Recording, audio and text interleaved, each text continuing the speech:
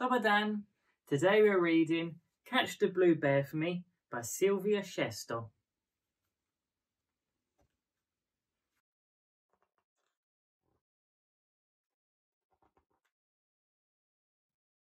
Sky got a blue bear for his 5th birthday from his Aunt Judy. The blue bear was gorgeous. It had a blue satin bow tie around its sky blue neck. Its body was as soft and tender as a dandelion, and its little nose was so precious you just had to fall in love with it at first sight. Sky's mum's Tulga laughed because Aunt Judy got the same bear for herself. She could not resist it, she said. She just could not help herself, she added. Aunt Judy acts like a child, Dad said, because who else as old as her would sleep with a stuffed animal? She admitted that the blue bear kept her safe at night, and that's why she kept it on her pillow. The blue bear was wrapped in transparent cellophane. Sky put his little arms around it, and as he was going to unwrap it, his mum jumped up saying, "Stop! Don't! You should leave it as it is. Don't you see how delicate it is? It will be covered in dust before you know it." Sky was sad, but he listened to his mum. He played with the wrapped bear like nothing had happened. The only problem was the cellophane made a lot of noise every time Sky touched it or hugged it. Looking at his dad Goran, Sky thought that he would convince his mum to let him unwrap the bear. However, neither Dad nor Aunt Judy said anything that could change Mum's opinion. Later came the celebration, and Mum brought out a cake from the kitchen. Sky blew out all of his 5 candles, and before getting in the bed, he put the blue bear on a shelf above his bed. "It's better this way," Sky kept telling himself in his best effort of consolation. "My blue bear is from outer space, and he has to wear a spacesuit because he can't breathe the same air that we can," he thought sadly, sighing as he fell asleep. Every morning, as soon as he opened his eyes, Sky poked his bear, but that awful cellophane would always meet this with a loud whoosh, whoosh, whoosh, whoosh, whoosh, whoosh, whoosh. Beneath it, the bear stood distant, just like an alien. The closest that Sky ever came to unwrapping the bear was a time when he had the flu. Burning up and sniffly, he sneaked into the kitchen and got a toothpick. He wanted to at least pierce a hole in the transparent cellophane. Maybe the bear needs the air. Maybe he is not an alien after all. Sky thought while he was sneaking back to his room, toothpick in hand. Just as he was going for the horrible barrier that stood between him and the softness of his bear, Mum entered the room with his medicine and a cup of warm tea. In his attempt to pierce the cellophane, which was so abruptly interrupted by his mum, the blue bear leaned toward the edge of the shelf. "Look out, Sky, it will fall on your head," Mum said, and set the tea down and the medicine right beside it. She then set the bear straight and went back to the kitchen. Sky looked at the bear as he gripped his little hand tighter around the toothpick under his duvet. That night he had a dream about running in a field together with his blue bear. There was a moment when he could no longer tell the bear apart from the sky. He was hugging the bear and they were flying together. He was sure of that because a bird joined them, and it didn't seem to consider it odd that a boy and his bear are flying with it. Actually, they flew together happily for a long time. Sky could still feel the wind in his hair when he woke up. He glanced at his blue bear wrapped in cellophane. It didn't look like it just flew with him. It looked exactly as it always did, like it never moved an inch. When Sky turned 6, the whole family gathered in the living room for his party. All of Sky's favourite toys were there too. stashed away in the drawer under the TV set. All except the blue bear. He decided to ask Mum if he could finally unwrap the blue bear, thinking she would cave in because it was his birthday. Mum then remembered that she too had a doll that she kept on a shelf, and her mum and dad never let her play with it so that she wouldn't break it. Sky wondered, how could the blue bear break? It could get dusty, just like Mum said, but that's all. Anyway, Mum washes some of his toys in the washing machine, and they come out good as new.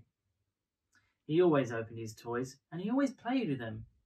Only the blue bear was different.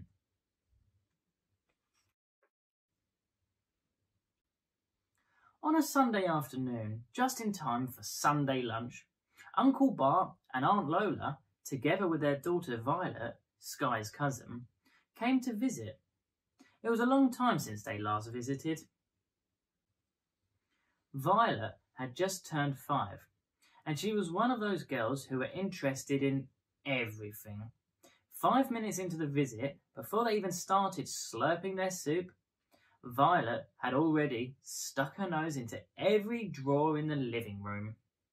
Aunt Lola had to try very hard to sit her at the table and keep her there until the end of lunch. After lunch, the grown-ups decided to have a coffee, and they sent Sky and Violet into Sky's room to play.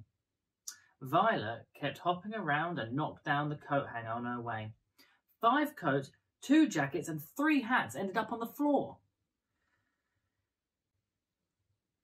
Lola was angry and threatened her, waving her index finger and saying she wouldn't get a single piece of cake if she didn't start to act politely.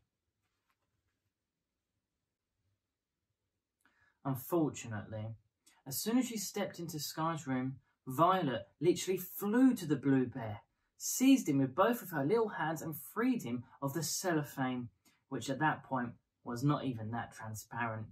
It had been there for so long.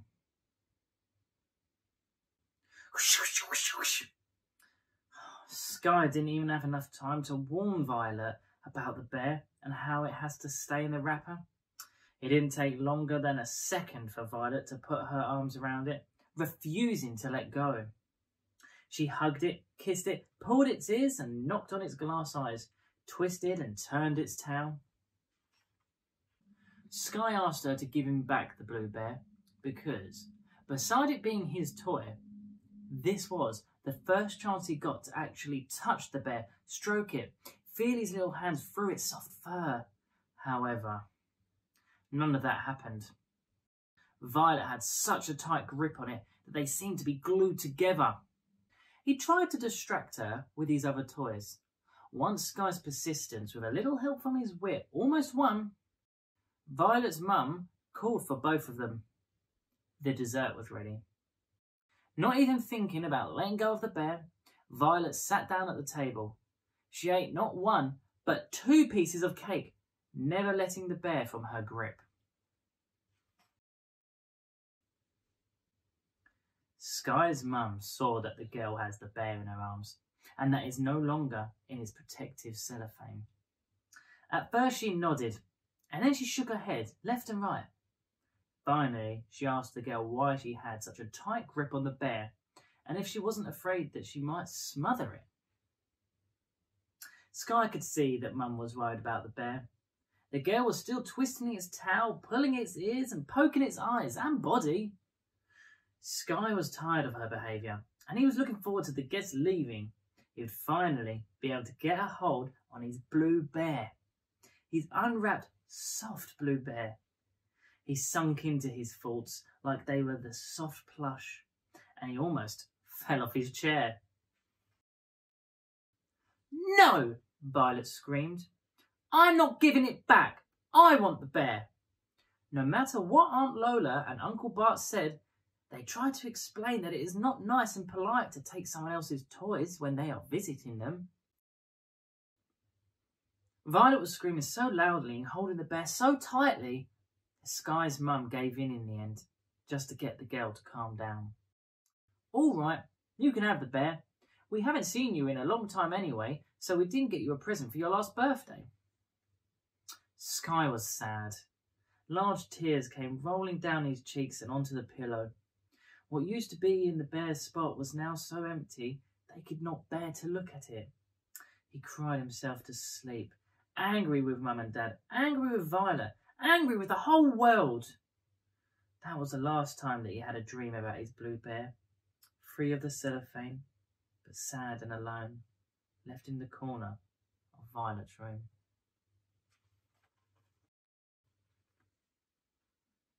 At first, Sky's parents tried to find a store that could sell them a bear, just like the one they gave to Violet.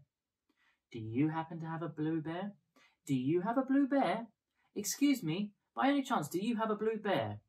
They asked the same questions in every store they went to, even the ones that didn't really sell that many toys. The ones where parents go once a month to get food. We don't have it, was always the answer. Unfortunately, Aunt Judy didn't have her blue bear anymore.